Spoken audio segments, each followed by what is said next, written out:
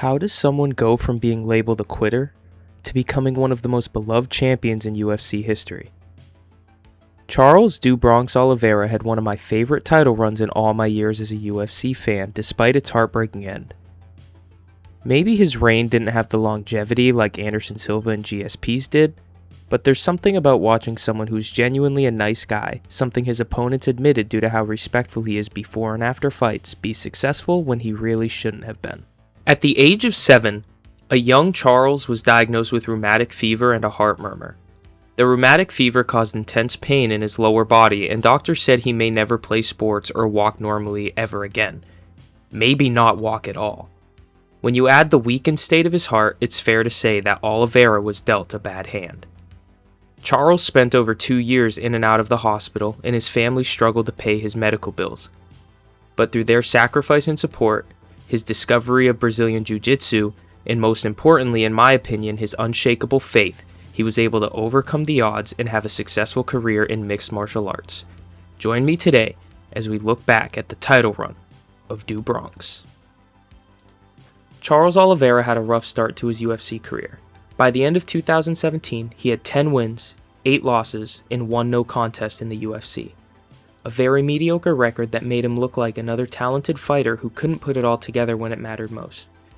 He left the lightweight division and dropped down to featherweight, where he missed weight 4 times, foreshadowing what would come later in his career. Injuries also piled up, including a round 1 stoppage due to a neck injury in his first fight with Max Holloway. This would continue to fuel the critics that called him a quitter. However, nothing reinforced their argument more than when he tapped out to strikes in a TKO loss to Paul Felder, a thing many people attribute to a lack of heart. For years, it felt like Charles Oliveira would always be remembered for what he couldn't become. Following his loss to Paul Felder, he would come back with a submission victory over Clay Guida.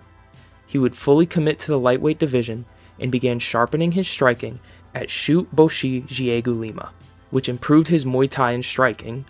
Pairing that with his world-class jiu-jitsu brought him to the next level.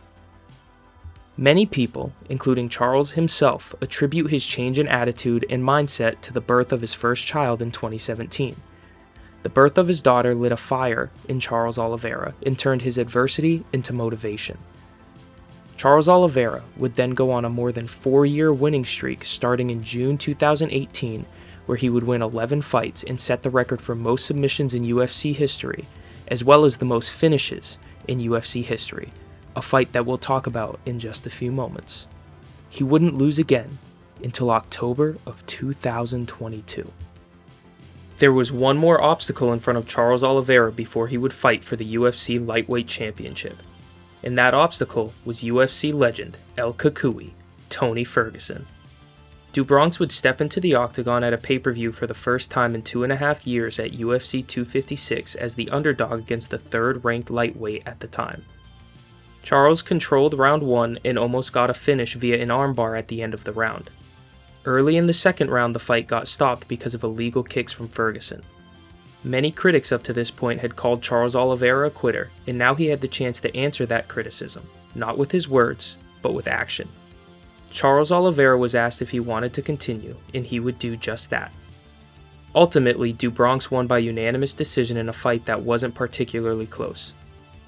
The first round armbar helped push round 1 to a 10-8 round, which is rare in the UFC. All 3 judges scored the fight 30-26. The fighter that had been criticized for lack of heart had just dominated one of the toughest lightweights in UFC history. And now Charles would get the opportunity to fight for a championship, something that a quarter century earlier seemed like it would be impossible. At UFC 262, Charles Oliveira stepped in the octagon to fight Michael Chandler for the vacant UFC Lightweight Championship.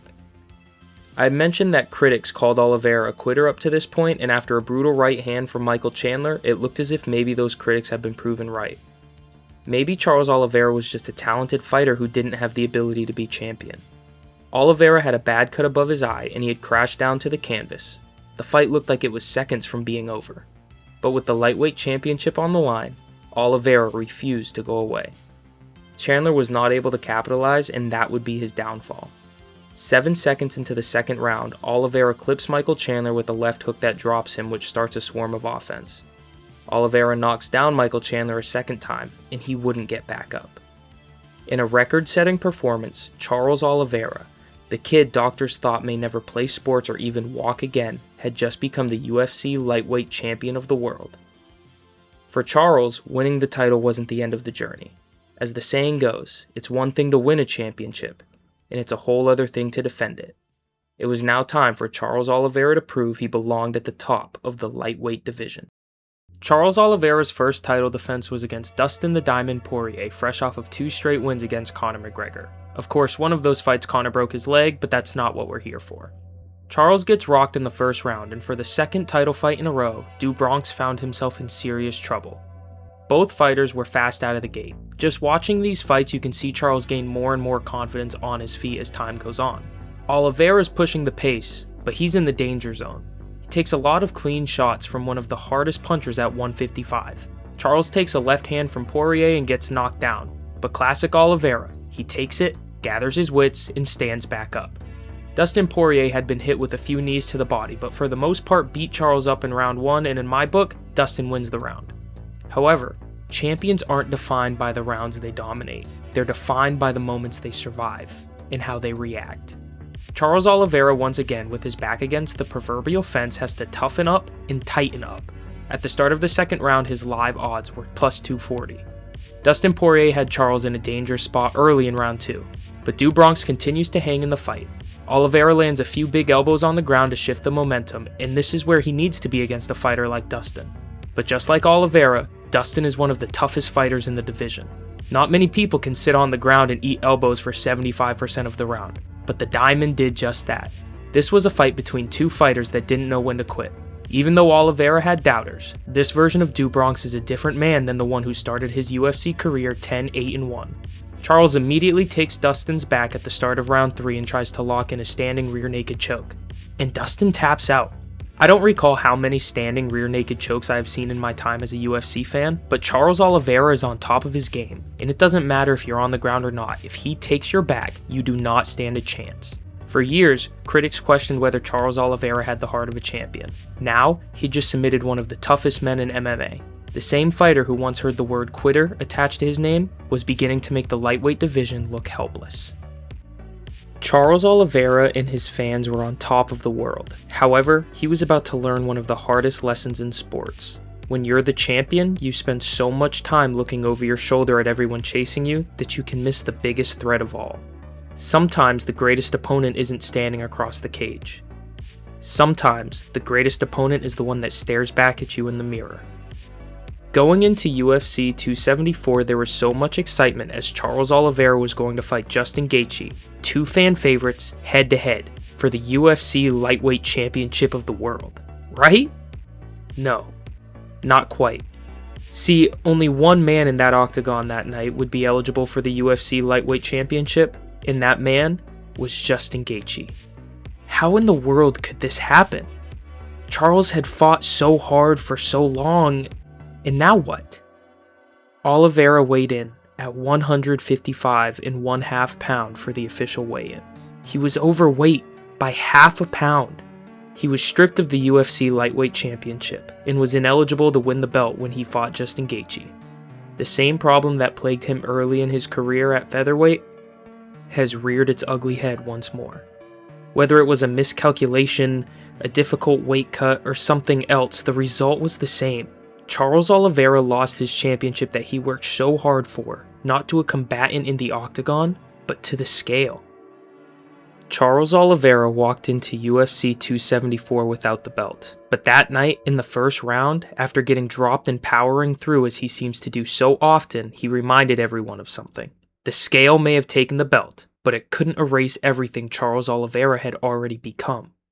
In the first round, he submitted Justin Gaethje via rear naked choke. Charles Oliveira wasn't the champion, but he was a champion, and he proved to everybody that no matter the setback, he will always rise up again. Since the Gaethje fight, Charles Bronx Oliveira is 4-3 in the UFC and has lost 2 title fights. As I write this, Charles Oliveira's story isn't over. We don't know who Charles will fight next. After a rumored rematch with Arman Tsarukyan fell through, we don't know what's next. Maybe a title eliminator, or one final run at UFC Gold. His next chapter has yet to be written. However, whether Oliveira wins the UFC lightweight championship again or not almost doesn't matter, because Charles Oliveira has accomplished something far more difficult than winning a championship.